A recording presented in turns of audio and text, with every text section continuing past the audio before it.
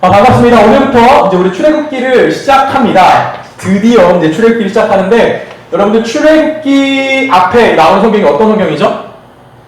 창세기입니다. 그러면 출애굽기의 기본적인 내용은 당연히 어디의 내용을 받아가지고 올까요?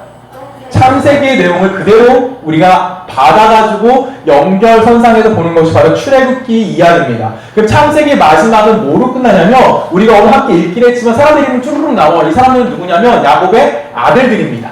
이 야곱의 아들, 야곱과 야곱의 가족들이 이제 그 가나안 땅에서 어디로 이사를 하게 되냐면 애굽이라는 곳으로 이사를 하게 됩니다. 그의 아들인 그 요셉이 이제 총리가, 애굽의 총리가 돼 있었고, 그 애굽의 총리로 있던 요셉이 그의 가족들 다 초청을 합니다. 그리고 가족들이 이제 어디를 이주를 하게 되냐면은 고센이라는 지역으로 이주를 하게 됩니다. 그리고 그곳에서 그들이 삶을 시작하게 되는데, 총 몇 명이 내려왔을까요? 야곱의 가족들이 총 몇 명이 내려왔을까요? 여기 써있나요? 써있죠? 5절에 보면 뭐라고 되어 있어요? 70명이 지금 내려오게 됩니다. 그리고 몇 년이나 시간이 흐른 뒤에 이제 이 출애굽기 내용이 기록이 되냐면 약 400년도의 시간이 지난 뒤 기록이 이제 어디에 나오냐면 이 출애굽기의 내용이라고 보면 되는 거예요. 그러면 이스라엘 백성들이 이 출애굽기의 시간 동안 어떤 일이 발생했는지에 대해서 우리가 고민해 볼 필요성이 있는 거예요. 400년 동안 과연 이스라엘 백성은 어떤 일들이 있었느냐? 우리 1장씩 좀 같이 읽어볼까요? 같이 읽습니다. 시작! 번성하고 매우 강하여 온 땅에 가득하게 되었더라 되어 있습니다. 400년 동안 이스라엘 백성들이 미안해요. 400년 동안 이스라엘 백성들이 어떤 일이 발생했냐면 생육하고 번성하고 어떻게 됐대요? 땅에 가득하게 되었다라는 이야기가 나옵니다. 지금 이때 이스라엘 백성들이 나중에 이제 모세와 함께 출애굽을 하는 과정이 나오는데, 이 출애굽했을 때 이스라엘 백성들이 총 얼마나 성장했을까요? 인구가 얼마나 많이 늘어났을까요? 지금 이제 출애굽해서 그들이 시내산에 도착해서 첫 번째 인구조사를 시작하게 됩니다. 근데 첫 번째 인구조사를 할 때 이들이 남자만이라고 이야기하는, 여기서 말하는 성경에서 말하는 남자만은 누굴 뜻하는 걸까요?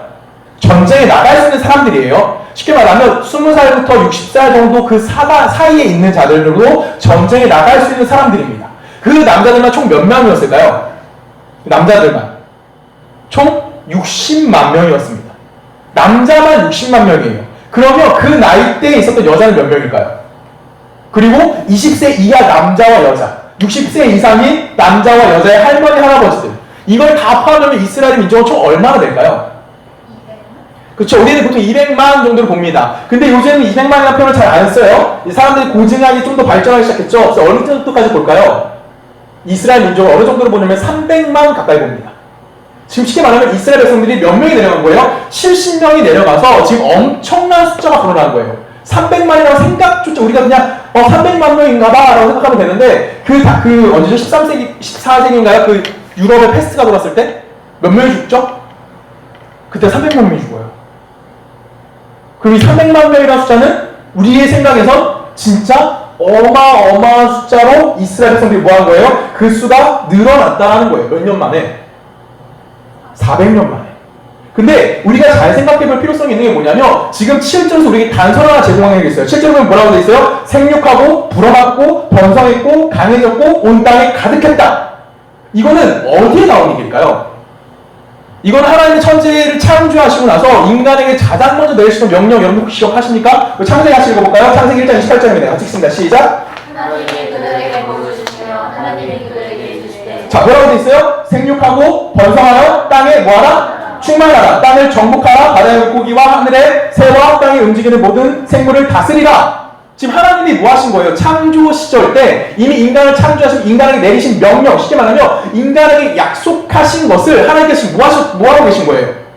그것을 그대로 이루어주고 있는 장면이 어디서 보이는 거냐면 바로 이 출애굽에서 보인다라는 것입니다. 대표적으로 우리는 이 출애굽을 시켰던 이스라엘 민족의 시조를 먼저 생각해 볼 필요성이 있습니다. 시조가 누구죠? 히브리 사람? 아브라함이에요. 하나님께서 아브라함을 부르십니다. 그리고 너 본토 아비의 집을 떠나라고 그 아브라함 명령을 내리시죠. 그러면서 아브라함을 떠나고 아브라함과 하나님 언약을 체결하게 됩니다. 창세기 15장에 보면 이제 언약의 체결이 나오는데, 그 언약의 체결에서 하나님이 아브라함을 내려주셨던 명령이 뭘까요? 아브라함과 하나님 맺었던 언약. 어떤 내용의 언약을 맺었냐면, 너의 백성을 어딜 같이? 하늘의 별과 같이, 바다에 모래같이 많게 해줄게 라는 그 언약의 연장선상에서 어떤 일이 발생하는 거예요? 지금 이 언약이 시행되고 있음을, 이 약속이 아브라함과 맺었던 약속과 또한 최초의 인간 아담과 맺었던 하나님의 약속이 지금 그대로 시행되어지고 있음을 우리들에게 보여주고 있다라는 거예요. 이걸 여러분들이 기억하셔야 되는 겁니다. 출애굽기 시작은 하나님의 언약의 성취가 이루어지고 있다라는 거예요. 그러면 이스라엘 백성들이 이제 출애굽을 애굽에서 400년 동안 종살이하겠다라는 것도 누구에게 영향을 내주는 거냐면 하나님께서 아브라함과 맺으신 언약 내용 중에 있는 거예요. 너의 백성이 이방에 객이 될 거고 400년 동안 고통당할 것이다 라고 얘기하십니다.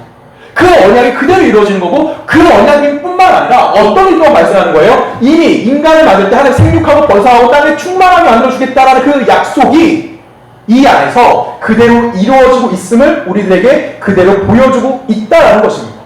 그런데 우리가 곰곰이 생각해볼 필요성이 하나 있는 게 하나 발생합니다. 그것이 뭐냐면 우리는 보통 성경 이야기를 딱 들으면 어떤 내용, 어떤 얘기가 가장 먼저 떠오르냐면 사람들이 떠올라요. 아, 하나님께서 누구와 언약을 맺으셨어? 아브라함과 언약을 맺으셨어. 하나님께서 구약에 특히, 구약 같은 경우는 특히 성경에 많은 인물들이 들어와요. 아, 이스라엘 왕 하면 딱 누가 떠오르죠? 이스라엘 왕 하면 누가 떠올라요? 지혜? 이스라엘 왕. 유명한 아저씨. 그쵸? 다윗. 우리는 보통 이게 딱 누군가 떠오릅니다. 근데 이 400년이라는 시간 동안 성경의 기록이 있을까요? 없을까요? 성경에 아무런 기록이 없어요. 그냥 바로 창세기 끝나고 야곱의 유언으로 창세기가 끝나고 어떤 일이 나면 바로 400년이 흘러버린 거예요. 그 이 400년이라는 기간 동안 아무런 성경적 기록이 남아있지 않습니다. 그런데 놀라운 건 뭐냐면 이 400년 시간이 지난 이후에 하나님이 이스라엘을 향해서 어떤 간섭도 없고요. 하나님이 이스라엘을 향해서 어떤 특별한 계시를 보여주시지도 않고요. 이스라엘이라는 민족을 향해서 하나님이 누군가를 보내주시지도 않았어요. 그런데 뭐가 됐어요? 이스라엘 백성이 늘어났다라는 거예요. 아무런 것도 없었어요. 더 웃긴 게 뭔지 아십니까? 지금 이스라엘 백성이 늘어난 곳이 어디예요? 어디죠? 애굽이에요. 애굽. 이스라엘 백성이 늘어난 그 지역이 어디냐면 애굽이에요. 애굽은 지금 이스라엘과 적대시 되는 곳이에요. 이스라엘을 공격하고 있고 이스라엘을 힘들게 하는 민족이 어디냐면 바로 이 애굽이라는 곳이에요. 10절에 보면은 이스라엘 백성들 두려워한다고 성경이 표현이 되어 있어요. 왜 두려워하냐면 그들 숫자가 너무 많이 늘어났거든요. 그래서 지금 애굽에서 지금 이스라엘에 대해서 엄청난 핍박을 가해지고 있는 상황인 거예요. 그런데 놀라운 건 이렇게 엄청나게 늘어나면서 애굽이 위협받게 될 정도로 키워주는 데가 어디야? 애굽이란 나라는 거예요. 우리 생각에서 애굽이란 나라는 이스라엘과 무조건 반대되는 입장에만 보는 거예요. 그런데 하나님의 입장에서 봐야 한다는 거죠. 하나님의 입장에서 봤을 때 지금 이스라엘 민족을 70년밖에 되지 않았던 야곱의 가족을 300만이라는 엄청난 대민족으로 만들어주는 그 역사가 어디서 일어나게 되냐면 이스라엘의 대적자로 보여주는 어디? 애굽 안에서 그 사건이 발생되어지고 있다는 거예요. 그리고 이미 민족으로 만들어주는 모든 하나님으로부터 주어진 모든 복의 근거가 어디로부터 제공이 됩니까? 애굽이라는 나라로부터 이스라엘에게 제공이 되어주고 있다는 사실을 우리는 여기서 뭐 했냐면 주목해볼 필요성이 있다는 거예요. 우리는 출애굽은 우리는 보통 하나님의 구원 사건이다라고 이야기합니다.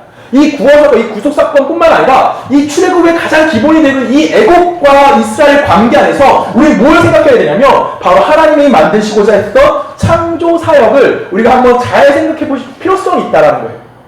창조가 뭐죠? 창조가 뭡니까? 수아야, 창조가 뭐예요?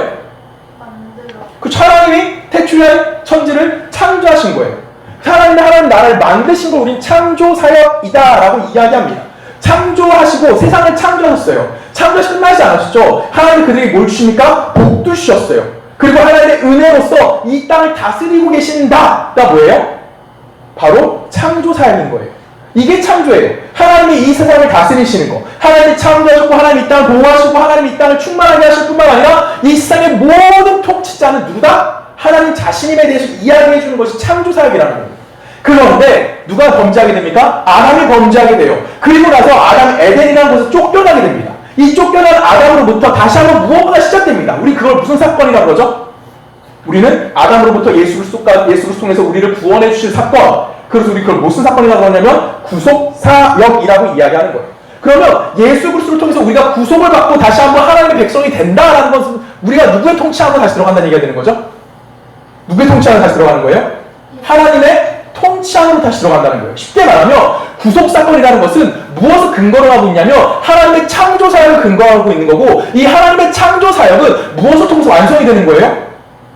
무엇을 통해서 완성이 되는 거죠? 예수 그리스도의 구속사건을 통해서 완성이 되어진다는 거예요.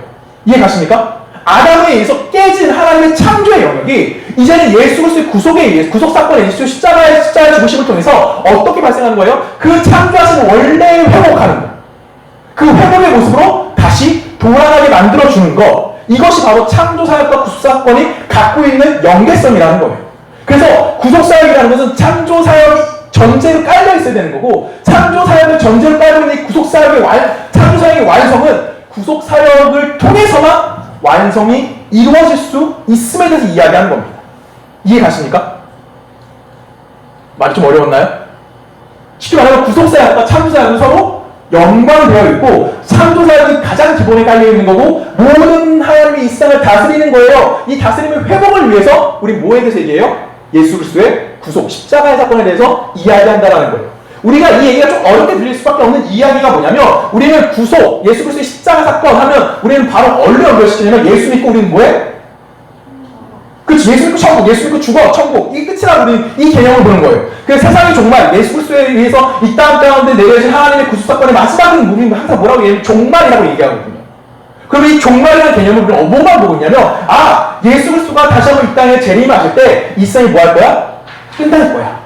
이 세상은 완전히 끝나는 거고, 내가 예수 믿으니까 나는 어디 가는 거야? 하나님과 교제하고 하나님의 복과 은혜 안에 들어가는 삶을 살 거고, 하나님을 믿지 않는 다른 사람들은 하나님의 영원한 형벌 가운데 들어갈 거야. 나는 하나님의 영생 안으로 들어가는 거고, 세상 사람들은 뭐 하는 거야? 하나님의 형벌 속으로 들어간다는 이분법적인 개념을 가지고 우리는 뭐 하고 있냐면 성경을 많이 본다라는 거예요. 종말을 그렇게 바라보는 경우가 굉장히 많아요. 근데 종말이라는 것은 단순히 그런 것에만 대해서 이야기하고 있지 않다라는 겁니다. 종말, 성경에서 이야기하고 있는 종말의 가장 기본적인 개념은 내가 죽어서 천국과 지옥 두 개로 싹 나눠지고 예수 그리스도 안에, 예수 그리스도 확 나눠지는 것이 아니라, 종말이 우리에게 이야기해줄 가장 근본적인 이야기는 뭐냐면, 하나님이 태초에 천지를 창조하신 그 창조의 모습대로 무엇이 회복되는 거예요? 이 땅이 모습이 회복되어지는 것이고, 그러니까 쉽게 말하면 창조의 영광을 다시 한번 회복하는 거고, 그 창조의 영광을 회복함을 통해서 하나님이 인류를 향해서 갖고 있던 목적, 하나님과 인간이 교제할 수 있는 관계, 그걸 뭐 해주는 겁니까? 그 선한 목적을 이루어지고 그것을 완성해 가는 것, 이것이 뭐예요? 구속사건이라는 거예요. 그래서 구속사건은 항상 무엇과 함께 동일하게 생각해야 되는 거며, 창조사역과 함께 병행해서 이해를 해야 한다는 거예요. 그럼 잘 생각해 보십시오. 여러분들이 이 구속사건과 창조사건을 하나의 틀 안에서 본다면, 이 세상에 있는 모든 것들은 다 어떻게 회복이 되는 거예요? 하나님이 창조하신 원래의 목적대로 회복되어지는 것이 구속사건이라는 거예요. 그러면 내가 주변에 있는 세상을 바라볼 때 뭘로 바라볼 수 있어요? 그들을 향한 하나님의 통치도 역시 존재하고 있음을 인정할 수 있는 시간을 갖게 된다는 거예요. 예수 그리스도 안에 있는 우리는 당연히 하나님의 통치의 영역 안에 있다라는 건 다들 알고 있는 사실이에요. 그렇지만 그렇지 않은, 하나님을 믿고 있다고 이야기하지 않는 자들에게는 과연 하나님은 그들이 어떤 모습을 어떻게 나타나시니라는, 그들에게는 하나님이 과연 통치가 있느냐 없느냐 이런 얘기를 물어보는 거예요. 그들 안에 하나님의 계획이 있을까요 없을까요? 이런 얘기를 물어보는 거예요. 한번 생각해 볼까요? 수아야? 예수를 믿지 않는 자들에게 하나님의 계획이 있을까요 없을까요? 하나님의 은혜가 있을까요 없을까요? 어떻게 확인하죠? 그건? 어떻게 확인할 수 있을까요? 그쵸, 우리 성경에 그렇게 써 있어요. 우리 마태복음 가봅니다. 마태복음 5장입니다. 25장 44절. 제가 읽을게요. 나는 너희에게 이르노니 너희 원수를 사랑하며 너희를 박해하는 자를 위하여 뭐하라? 하나님은 왜 그렇게 하라고 했을까요? 하나님 왜 내 원수를 사랑하고 나를 박해하는 자를 위해서 기도하라, 내가 착해했기 때문에 그런 거예요? 아니죠. 45절 같이 읽을까요? 시작. 자, 우리가 그렇게 하고 있어서 우리는 이미 누구의 영역에 있다는 걸 증명하는 거예요. 하나님의 아들이 된대요. 그럼 우리는 뭐가 되는 거예요? 하나님의 통치 영역에 있으면 우리는 그걸 증명한다는 거예요. 즉, 내가 원수를 사랑할 수밖에 없는 이유는 내가 누구이기 때문에, 하나님의 아들이기 때문에 내가 원수를 사랑해야 되는 거고 그들을 위해서 기도해줘야 된다는 거예요. 왜 그럴까요? 그 뒤에 똑같이 나와요. 그 뒤에로 읽어볼까요? 같이 읽습니다. 시작. 이는 하나님이 그 해를 누구에게? 악인과 선인에게 비추시며 비를 의로운 자와 불의한 자에게 내려주심이니라. 지금 하나님의 은혜는 어떻게 이루어지고 있다는 거예요? 의인에게만 하나님의 은혜가 있다? 아니에요. 여러분 헷갈려요. 누구를 위해 쓰는 거예요? 예수 믿는 사람을 위해서만 듭니까? 모든 사람이에요. 예수를 믿던 믿지 않던 중요하지 않아요. 하나님의 해는 어떻게 뜬다고요? 모든 사람을 위해 뜬다고요. 하나님의 비내림은 누굴 위해 쓴다고요? 의로운 자입니까? 아닙니다. 누구를 위해서? 의로운 자와 불의한 자에게 동일하게 내려주시는 거예요. 세상을 바라볼 때 이분법적으로 보지 말라는 거예요. 성경은 이분법적으로 이야기하고 있지 않아요. 모든 세상은 누구의 영역 안에 있다고 얘기합니까? 하나님의 영역 안에 있음에 대해서 이야기합니다. 근데 우리는 예수 그리스도 통해서 그 하나님의 통치가 무엇인지 알고 있는 거예요.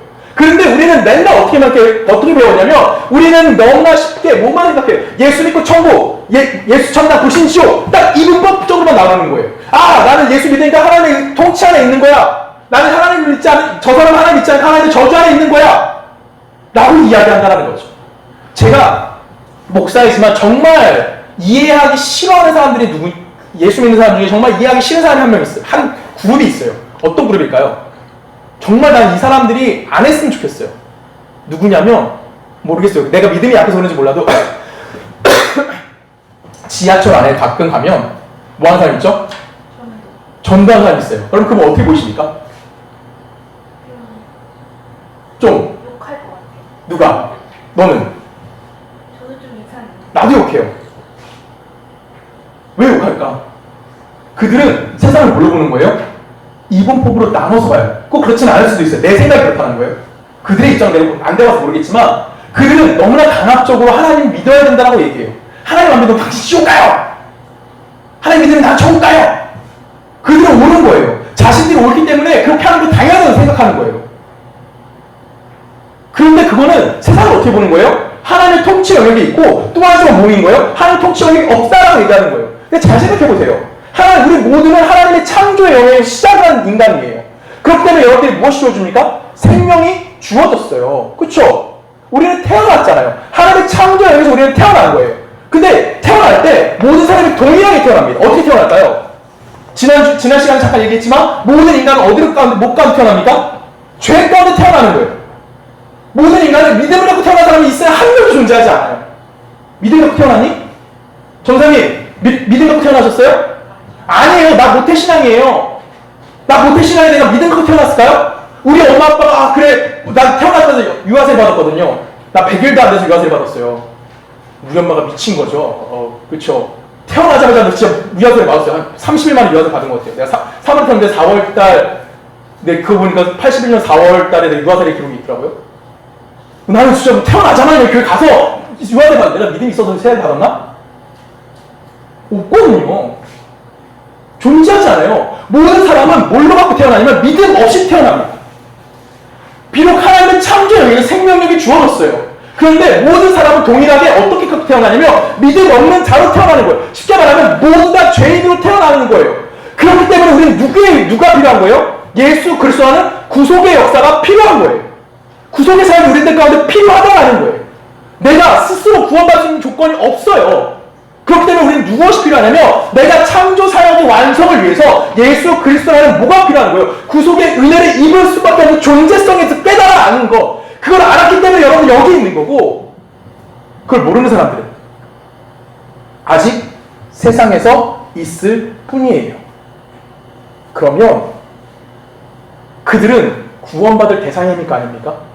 여러분과 동일한 구속의 은혜를 받아야 될 사람입니까? 아닙니까? 받아야 돼요? 안 받아야 돼요? 받아야 될 사람인 거예요. 예를 들어 볼게요. 내가 빵 셔틀을 했다고 칩시다. 그럼 나를 괴롭히는 그 사람은 구원을 받아야 될까요? 말아야 될까요? 어렵죠. 나를 힘들게 하는 사람이 있어요. 이제 컸으니까 이제 그런 빵 셔틀은 안 당하겠죠. 이제 좀 쉬운 좀 더 현실적인 예를 들어볼까요? 지연아, 네 배역을 누가 뺏어갔어요. 네가 내정되어 있었는데 갑자기 그 로비에서 네 걸 뺏어갔어요. 그 사람은 구원 받아야 될까 말아야 될까? 받아야 돼요. 너무 쉽게 들어가네요. 정답이긴 해요. 그게. 받아야죠. 왜? 모두 다 예수 그리스도의 구속의 대상이기 때문이에요. 모든 사람은, 나를 포함해 여기 앉아있는 모든 사람은 이미 그 은혜를 안 거예요. 그 대상이 돼서 우리 그 안에 들어가 있는 것 뿐이지, 우리는 뭐예요? 우리는, 다른 사람들은 아직 그걸 모르는 거예요. 그래서 우리는 뭐 하는 거예요? 세상을 거부할 수 있는 거예요. 세상이 원하는 방법도 거부할 수 있는 거예요. 지연이처럼 쉽게 얘기할 수 있는 거예요. 그 사람에 대해서 기도해 줘야죠. 그 사람은 구원 받아야죠. 왜? 우리는 내가 갖고 있는 목적이 연극 배우가 아니라는 것을 알고 있기 때문에 그런 거예요. 왜? 우리가 목표를 두는 곳은 어디예요? 하나님이 원하시는 거고 하나님 타시는 것에 우리의 목표를 두는 거지, 세상적인 부귀와 세상적인 영화와 아니면 세상적인 성공을 우리의 목표로 두고 살진 않잖아요. 그쵸? 우리는 그걸 거부할 수 있는 힘이 있다라고요. 왜? 우리는 예수를 알고 있기 때문에. 우리는 그 삶을 사는 사람들이에요. 그래서 우리는 당연히 세상적인 건 다 반대할 수 있는 자들인 거예요. 그런데 잘 생각해 볼 필요성이 있는 건 뭐냐면, 내가 선하기 때문에 그걸 밀어내는 걸까요? 내가 세상을 거부하는 걸까요? 아니에요. 그건 아니라는 거예요. 내가 옳기 때문에 세상을 거부하는 것이 아니라, 아니면 세상이 악하기 때문에 그 세상을 거부하는 것이 아니라, 하나님이 우리에게 요구하는 구속사역의 완성, 즉 창조의 회복은 그 안에 달려있지 않다는 것을 알고 있기 때문에 여러분들이 뭐 할 수 있는 거라고요? 거부하는 거라고요. 여러분들이 오라고 거부하는 게 아니라, 세상이 악해서 거부하는 게 아니라, 거기에 우리의 가치와 거기에 우리의 목적이 존재하지 않음을 알고 있다라는 거예요. 그래서 우리는 그걸 거부할 수 있다고 얘기하는 거예요. 이게 창조사역인 거예요. 이걸 우리가 알아야지만 예수 그리스도를 통해서 우리에게 주어질 그 구속이 어떤 건지 알 수 있는 거고요. 이거를 우리가 이해를 해야지만 누구의 눈을 가질 수 있는 거예요? 하나님이 이 땅을 바라보는 긍휼의 눈이 어떠한 건지 알 수 있는 거고, 하나님의 지혜가 무엇인지를 좀 이해하려고 노력할 수 있는 거고, 또 하나님의 통치에 대해서 우리가 이 세상적인 관점이 아닌 하나님의 관점으로 세상을 바라보는 통해서 이 세상을 어떻게 바라볼 수 있는 거예요? 하나님의 긍휼하심, 쉽게 말하면 너그러운 마음으로 이 세상을 바라볼 수 있는 사람들이 되어진다는 겁니다. 여러분들도 그 기도하는 사람들이 있을 수 있지만 보통 어른들이 이런 기도들을 많이 합니다. 어떤 기도를 많이 하냐면, 우리나라가 하나님 믿는 나라가 되게 했으면 좋겠습니다. 우리나라 대통령이 하나님 믿는 사람이 됐으면 좋겠습니다. 라고 기도를 많이 해서 최근에 하나님 믿는 장로님이 대통령 됐었어요. 그쵸? 그때 기독교에서 엄청난 표를 몰아줬던 걸로 전 기억을 해요. 그쵸? 그분이 어떤 짓을 했는지 우리 중요한 게 아니에요. 한국이 그동안 예수 믿는다라고 했던, 그러니까 기독교 신앙을 갖고 있는 대통령이 많았을까요? 적었을까요? 많았어요. 초대 대통령부터 시작하죠. 그쵸? 이승만부터 시작하면 쭈르륵 와요. 최근에 그 장로님까지 수많은 사람들이 예수 믿는다고 했던 예수 믿는다라고 했던 대통령들이었어요. 근데 여러분, 잘 생각해 보십시오. 그런 예수 믿는 사람이 왜 대통령을 해야 되죠? 우리의 기도의 가장 근본에 뭐가 깔려있냐면, 저런 사람들이 대통령이 된다면, 예수 믿는 사람이 대통령이 된다면 기독교에게 좀 더 유리한 법을 만들어주지 않을까? 아니면 내가 신앙생활하는데 좀 더 내가 형통할 수 있는, 내가 좀 더 편안할 수 있는 것을 우리에게 제공해주지 않을까? 라는 이런 사고방식이 뭐 하는 거예요? 그 안에 끼어져 있다라는 거예요. 그래서 예수 믿는 사람이 뭐 하길 원하는 거예요? 이 땅을 다스렸으면 좋겠다 라는 이런 생각들을 굉장히 많이들 해요. 나도 그런 생각을 했었어요. 예수 믿는 사람들만 다 있으면 내가 신앙생활이 참 편할 것 같아. 이거를 하나님이 원하시는 걸까요? 아닐까요? 그쵸.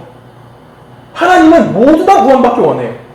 하나님은 모든 사람들이 하나님의 백성이 되길 원하는 거지, 예수 믿는 사람들끼리 우리가 힘을 키워서 정말 강력한 힘을 만들어서 이 세상 그 어떤 공격도 받아내지 않는, 어떤 누구도 공격할 수 없는 강력한 철옹성을 만들어내자?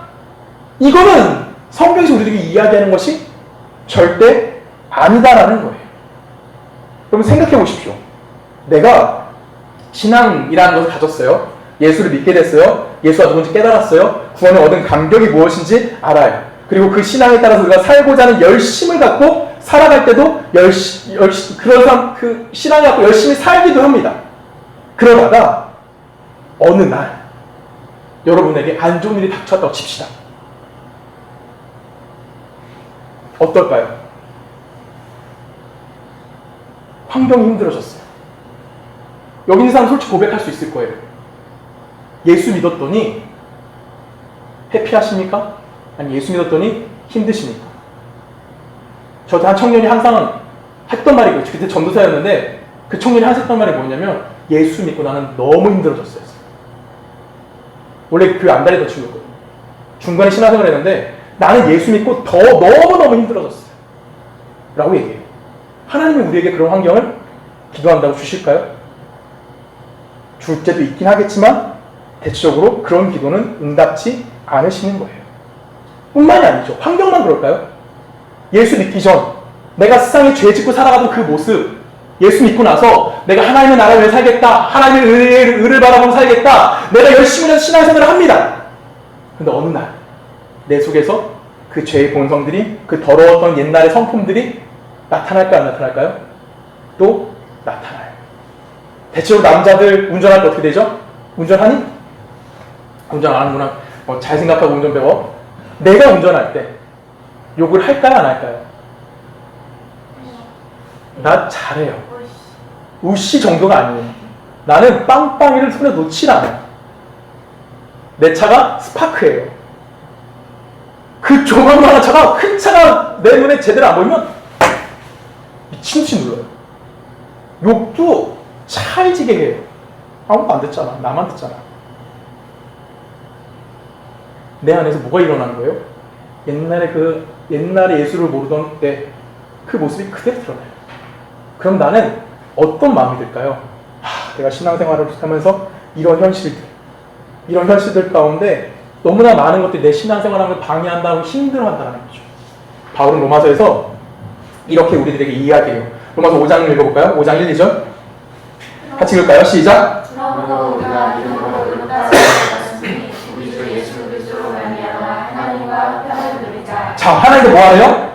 화평을 누리래요. 2절 읽어볼까요? 또한 그로 말미암아 우리가 믿음으로써 서 있는 이 은혜의 들어감을 얻었으며 하나님의 영광을 뭐하려? 바라고 즐거워하느니라. 즉 예수 믿는 자에게 주어진 것은 하나님과 화평을 누리는 거고요, 하나님의 영광을 바라보는 것이고, 그 바라보는 통해서 우리는 뭐 할 수 있다고요? 즐거워하는 것. 이거는 예수 믿는 모든 자에게 허락되어 있는 하나님의 은혜인 거예요. 그러면 우리가 생각할 때 그 은혜는 어떻게 우리에게 줘야 돼요? 완벽한 환경이 와야 되는 거예요. 완벽한 내 자가 다 죽고 이제는 오직 하나님만 바라보고 기뻐할 수 있는 이런 형상이 주어져야 된다고요. 근데 3절에 뭐라고 합니까? 같이 읽어볼까요? 가실까요? 시작! 하나님뿐 아니라 우리가 환난 중에도 즐거워하니 이는 환난의 인내를, 인내의 연단을, 연단의 소망을 이루는 줄 압니다. 아멘. 신앙생활 할 때 죄송합니다. 신앙생활 할 때 우리에게 가장 먼저 주어진 게 뭐라고 써 있습니까? 환난이라고 써져 있어요.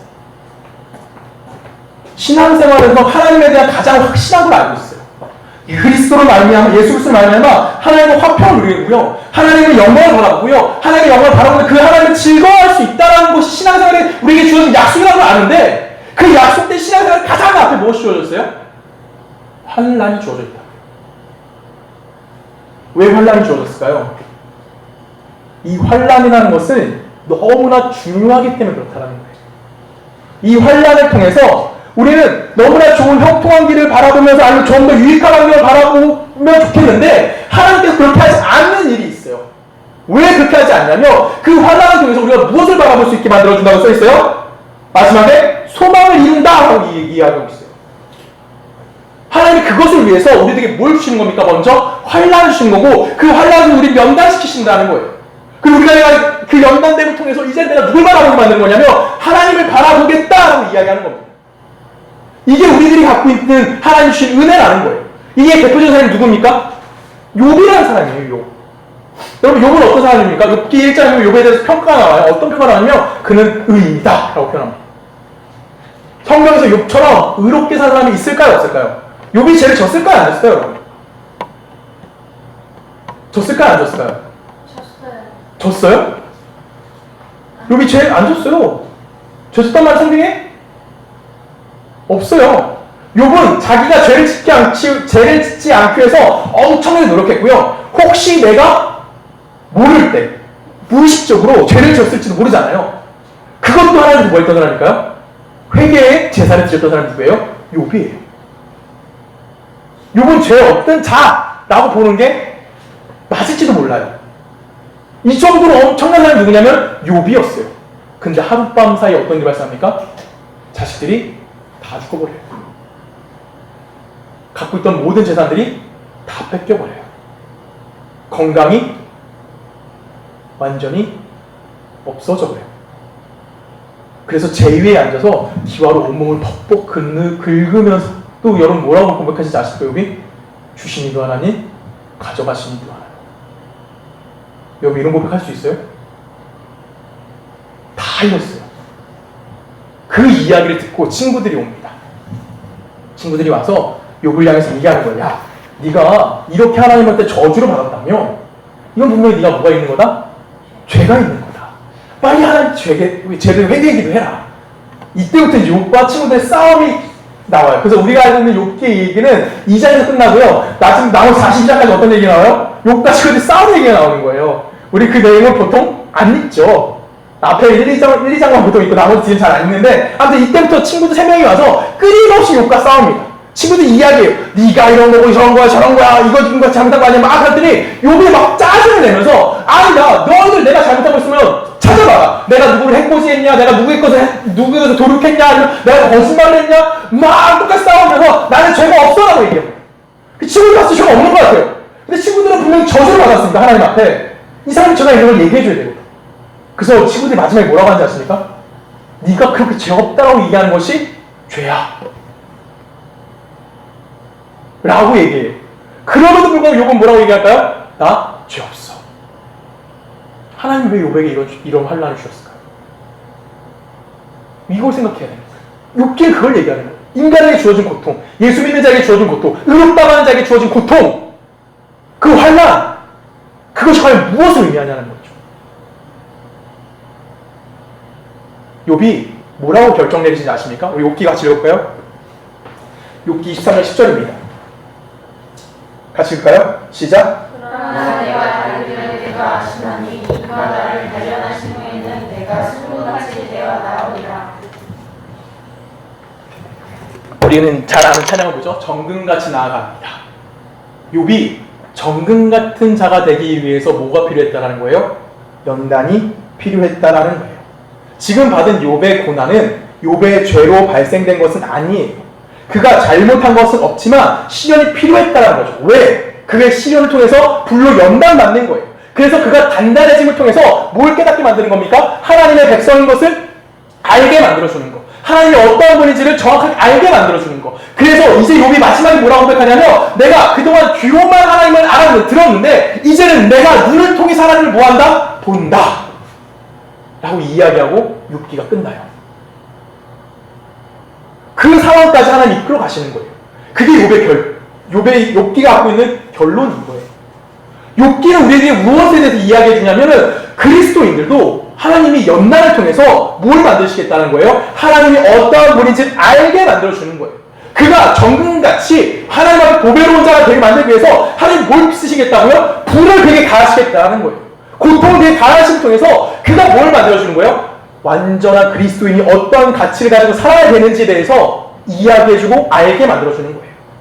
욥의 가치는 이제 완전히 바뀐 거예요. 그 가치를 어디에만 둡니까? 하나님께만 두는 거고 삶의 목적은 하나님께만 두는 거. 우리 역시 그렇다라는 거죠. 내 삶의 목적과 내 삶의 가치와 내 삶의 소원이 누구에게 둘 수 있다는 거예요? 하나님에게 두고 있다라고 이야기하는 거예요. 그럼에도 불구하고 세상 환경과 조건은 우리를 하나님의 진정한 사람으로 만드는데 하나님의 무엇에 대해서 이야기합니까? 지혜에 대해서 우리들이 깨닫게 하시는 방법이 있다라는 거예요. 쉽게 말하면 세상의 모든 것들은 여러분들이 하나님의 백성이 되는데 필요합니까? 필요하지 않습니까? 필요할까? 필요하지 않을까요? 필요할까요? 안 할까요? 필요하다라는 겁니다. 이게 어려운 거예요.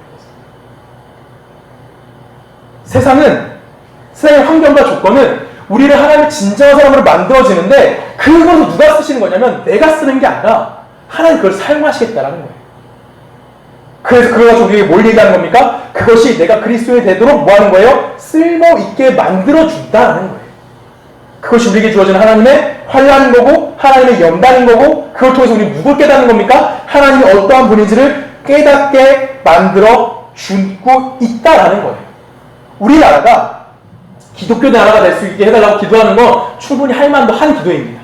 근데 그것이 왜 제가 이렇게 중요하지 않는 것처럼 이야기하냐면, 내가 기독교 국가가 된다고 여러분들에게 여러분들에게 이익이 된다던가, 우리나라 대통령이 그런 기독교 대통령이 된다고 여러분 신앙이 뭔가 손해가 생긴다거나 이렇지 않다라는 거예요. 이해 가십니까? 지금 얘기하면 그렇죠? 지금 대통령이 여러분들이 신앙생활 하는데 도움이 될까요? 여러분들이 신앙생활 하는데 반대가 될까요?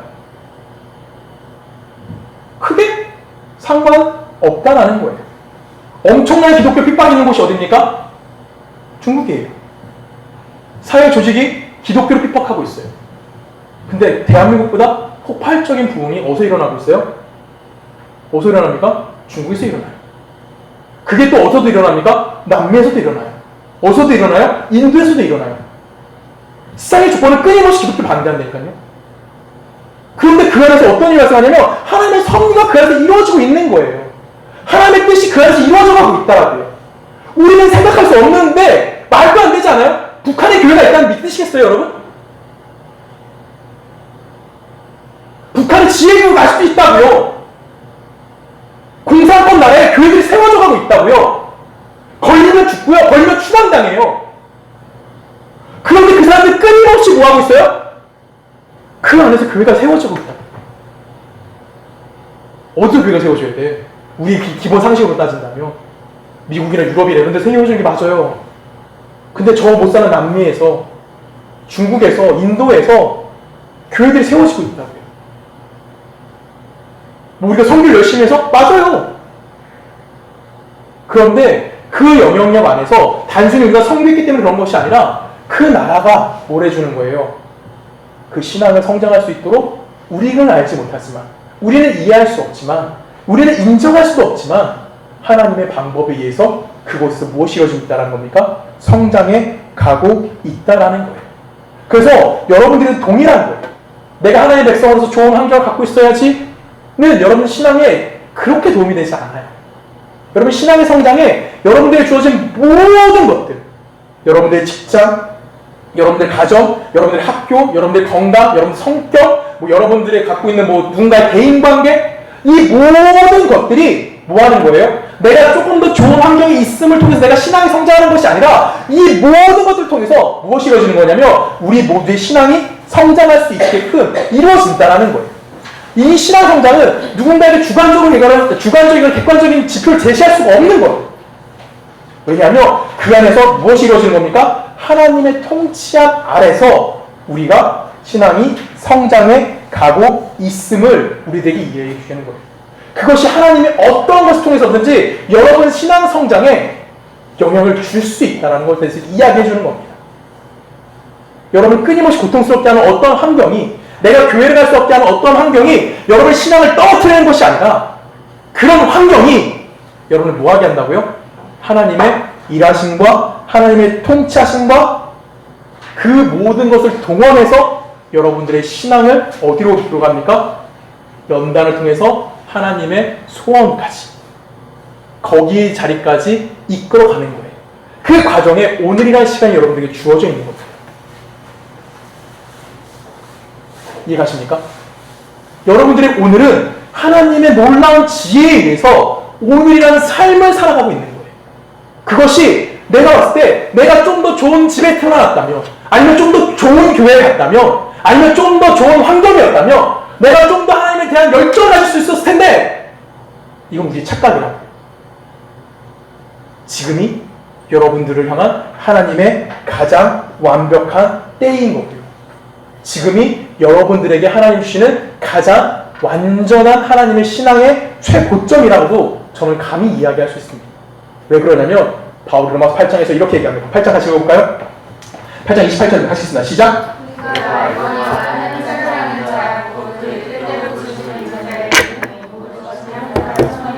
모든 것이 뭐 한다고요? 협력하여 선을 이룬다. 여기서 말하는 모든 것들은 미안하지만 온 우주를 통틀는 거예요. 이 모든 것, 우주뿐만 아니라 목까지 통틀을 하면 우리가 살아왔던 역사, 내가 태어난 이전의 역사, 이 하나님이 이 땅을 창조해서 지금까지라는 오늘 이 시간까지의 모든 역사와 이 모든 우주가 각 개인마다 다 다르겠지만 그분의 통치하는 방법대로 우리를 지키고 계신다라고 이야기하는 거예요. 그러면 예수를 믿지 않는 자에게는 어떤 모습으로 나타날까요? 창조주로서 이 세상을 보여주는 거예요. 아까 마태복음 읽었듯이 해를 보내주시고요, 날짜를 주시고요, 일기를 주시고요, 비를 보내주심을 통해서 그들에게 창조주 하나님으로서 그들을 다스리고 계신 거고요. 예수를 믿고 있는 우리들에게는요, 예수 믿음을 통해서 구원함 받은 것, 그래서 그 안에서 우리가 이 세상과 비교할 수 없는 은혜를 받았다라고 이야기하는 거고, 이 세상과 비교할 수 없는 복을 우리에게 주심을 받았다라고, 그 하나님 인도함 안에 있다라고 고백하게 함을 통해서 우리들에게 이야기해 주는 거예요. 세상의 어떤 조건들에 대해서도 우리는 불평할 필요가 없는 거예요. 그렇기 때문에. 왜 그럴까요? 그것이 하나님의 통치인 거고요. 그것이 하나님이 우리에게 요구하는 하나님 말씀을 순종하는 것이라고 이야기하는 겁니다. 그런 걸 통해서 우리는 뭐 할 수 있냐면 하나님의 나라를 소망하는 거고요, 우리도 기도할 수 있는 거고요, 하나님에게 충성한다 라고도 이야기할 수 있는 거예요.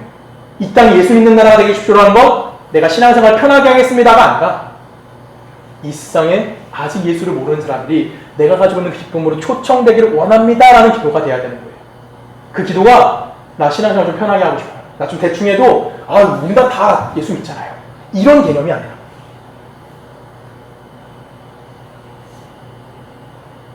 그 기도에는 하나님이 응답하지 않으시는 거예요. 그래서 저는 여러분들이 힘들게 하는 그 누군가나 아니면 여러분들이 고통스럽게 하는 그 환경 가운데 여러분이 절망하지 않으셨으면 하는 마음이 있습니다. 저 역시 실망할 게 너무나 많았어요. 저 역시 신앙생활에서 가장 힘들게 했던 것들이 목사님이셨어요. 그래서 정말 하나님을 부인했던 적도 많아요.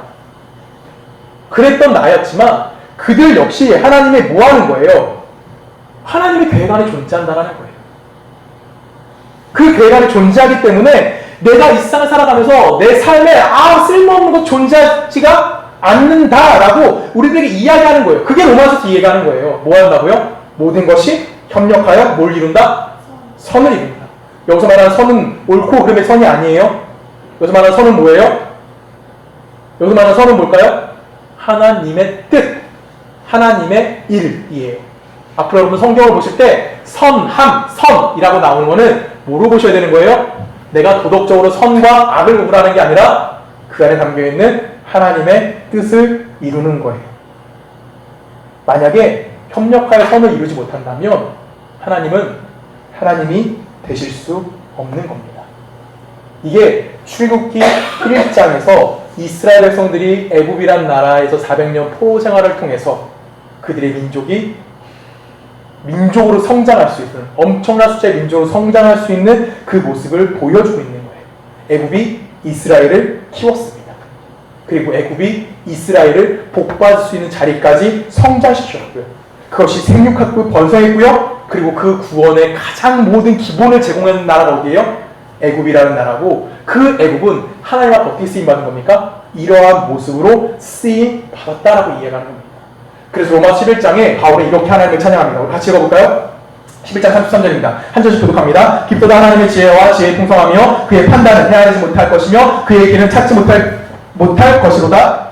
누가 주의 마음을 알겠느냐? 누가 그의 조사가 되었느냐? 누가 주께 먼저 드리어서 갚음으로 받겠느냐? 만군이 주에게서 나오고 주로 말미암고 주에게로 돌아오느라 그에게 영광이 세세에 있을지어다. 아멘. 지금 바울이 하나님의 엄청나게 찬양하는 거예요. 특히 33절에 보면 바울은 깊도다 하나님의 지혜와 지식이 풍성하며 그의 판단을 뭐 할 수가 없어요? 우리가 헤아릴 수 없고요. 그에게를 우리가 찾을 수도 없어요. 우리가 하나님 다가갈 수도 없어요. 하나님 이해할 수도 없어요. 그 하나님 난 찬양합니다 라고 얘기하는 거예요. 왜 그러냐면 이 로마 11장은 누구에 대해서 얘기하냐면 이스라엘의 구원에 대해서 이야기합니다. 여러분, 이스라엘이라는 나라는 어떤 나라였죠?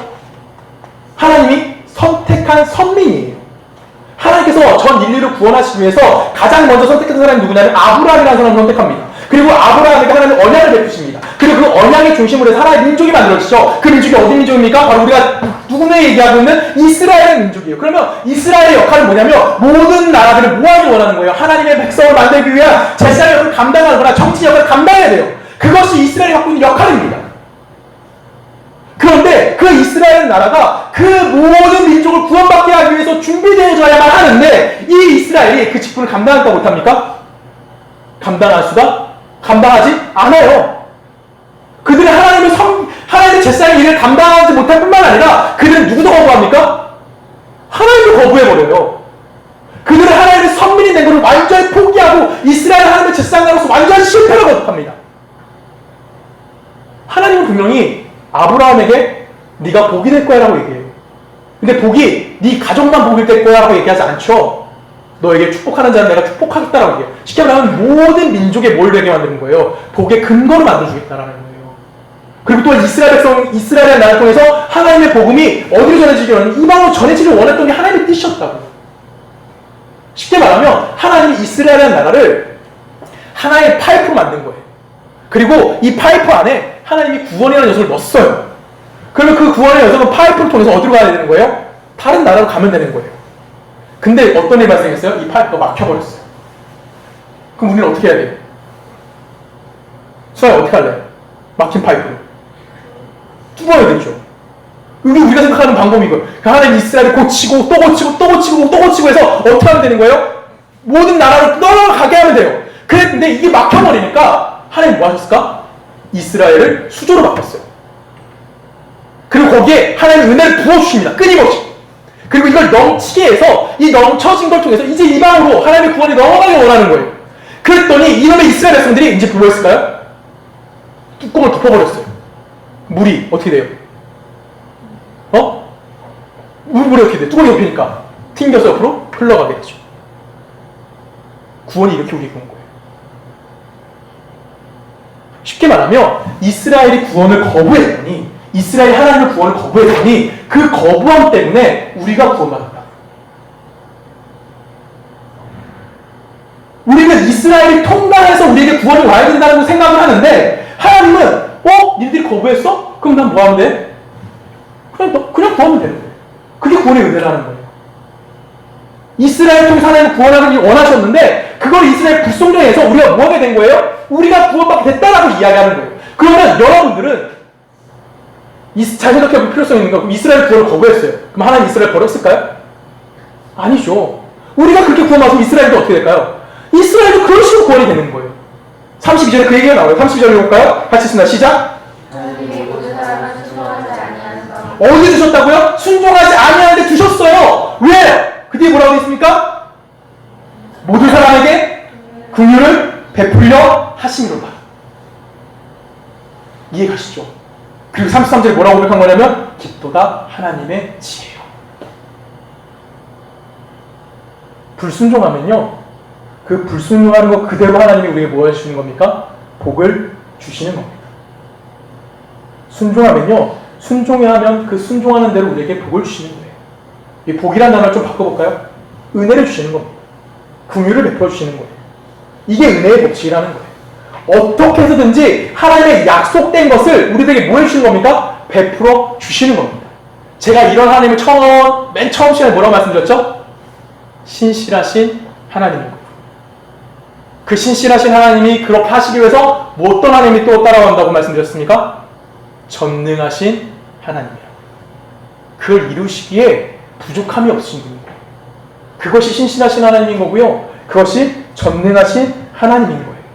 하나님 그렇게 계획하셨고 그렇게 작정하셨고 그 뜻을 이뤄가시는데 우리가 알고 있는 어떤 외적인 조건이나 우리가 알고 있는 어떤 내적인 조건을 가지고 구원의 완성의 자리에 이르지 못한다고 이야기할 수가 없다는 거예요. 왜? 하나님께서 그것을 통해서 뭐 하실 거예요? 당신이 우리에게 요구하는 삶의 자리로 우리를 이끌어 가실 거라고 확신하시기 때문인 거죠. 그걸 누굴 통해서 보여주셨냐면 오늘 이스라엘을 키운 애국을 통해서 우리에게 보여주는 거예요. 그 모습 때문에 우리는 뭐 할 수 있는 거예요? 내 삶 안에서 하나님 앞에 항상 다가갈 수 있는 용기를 얻을 수 있는 겁니다. 내 삶이 좀 억울해. 내 삶이 좀 봤을 때 그 예수 믿는 사람 같지 않은 모습이라고 할지라도 내가 신앙생활하면서 가장 무서운 게 뭔지 아십니까 여러분? 나뿐만 아니라 여러분 모두 다 가장 걱정되는 건 뭐냐면 우리 안에 있는 죄의 본성인 거예요. 내가 죄 짓지 않겠다라고 말은 하지만 여러분 뭐 하십니까? 죄 집니까? 안 집니까? 죄를 져요. 며칠에 한 번씩 지십니까? 며칠에 한 번씩 지십니까? 전사님 며칠에 한 번씩 죄 지십니까? 하루 이틀? 3일에 한 번씩? 이틀에 한 번? 이걸 대단하네요. 난 매일 아침마다 죄 져요. 매 순간순간 난 또 죄 져요. 그럼 내가 뭐 해야 될까요? 난 뭐 할까요? 죄 졌으니까. 그쵸. 회개한 다음 날에 죄 짓죠. 그 다음에 회개. 쳇바퀴가 돌고. 그래서 우린 난 생각할 때 나는 안 되나 봐. 나는 구원 못 받았나 봐. 나는 끝났나 봐. 라고 생각할 수도 있어요. 근데 웃긴 게 뭔지 아십니까? 그게 여러분들이 성장하고 있다는 증거입니다. 여러분들이 그리스도인이 되어져가고 있다라는 거예요. 내가 더러워졌고요. 씻을 수 없을 정도로 더 내가 깊은 죄를 졌다고 할지라도 그것은 그런 것을 통해서 우리가 하나님의 깊이를 조금씩 알아가는 거예요. 그럼을 통해서 내가 회개를 반복적으로 함을 통해서 내가 뭐 하는 거예요? 하나님 앞에 겸손할 수밖에 없는 자가 되는 거고요. 내가 또 반복함을 통해서 내가 믿음에 서가는 거고요. 그 반복함을 통해서 내가 하나님 바라보는 거고요. 그 반복함을 통해서 내가 하나님만을 의지하는 사람으로 점점점 커가고 있다라는 거예요. 이거는 이 세상 그 무엇도 방해할 수 없는 겁니다. 마치 뭐와 같은 걸까요? 여러분, 제가 올해 몇 살 됐을까요? 40 됐습니다. 내가 왜 40살 됐죠? 그렇죠. 거부할 수 있나요? 내가 떡국을 막 한 20그릇 먹으면 내가 바로 41살 더 주고 많이 될 수 있나요? 자연스럽게 나이가 먹어가는 겁니다. 거부할 수 없어요. 안티에이징 아무리 얼굴에 한다고 할지라도 나이는 어떻게 됩니까? 계속 그렇죠. 속일 수 없어요. 그렇죠. 목주름이 생기기 때문에 속일 수 없어요. 하지만 뭐 하는 겁니까? 나이는 자연스럽게 넘어가는 겁니다. 신앙의 성장도 이런 겁니다. 내가 끊임없이 반대하고 끊임없이 실패하고 엎어져가고 넘어지고 환경이 달라지지 않고 환경이 또 취약으로 내려가고 그런데 그 안에서 우리는 뭐 하는 거냐면 내 속에선 아니야. 내 속에선 아니야. 나는 정말 실패한 것 같아. 내 신앙은 망했어. 라고 얘기하는 그 순간 여러분들은 어디로 가는 겁니까? 하나님의 통치와 하나님의 섭리하심 안에서 신앙이 성장해 가고 있는 거예요. 그것이 이 출애굽기 사건에서 우리들에게 보여주는 거고요. 앞으로 우리 출애굽기 보면서 이스라엘의 실패하는 모습을 끊임없이 볼 겁니다. 하지만 하나님은 그들을 어디로 인도하십니까? 가나안으로 데려가십니다. 이건 우리에게도 동일한 겁니다. 분명히 역사적 사건으로서 하나님 어떠하심을 그들에게 보여주셨습니다. 여러분들에게도 오늘 역사적인 사건이죠. 오늘 하루 살아가잖아요. 우리 역사잖아요. 각 개인의 역사죠. 이 개인의 역사를 통해서 하나님의 구원이 어떠하심을 보여주실 겁니다. 비록 남들이나 내가 봤을 때는 성장하지 않은 신앙일 수도 있습니다. 하지만 하나님의 시간에 맞춰서 하나님의 의로우심에 맞춰서 하나님의 은혜로우심과 하나님의 전능하심의 발현이 우리 안에서 이루어지고 있음을 여러분 삶에서 고백되어지는 여러분들의 신앙이 되기를 주님의 이름으로 기도합니다. 우리 함께 기도하십니다.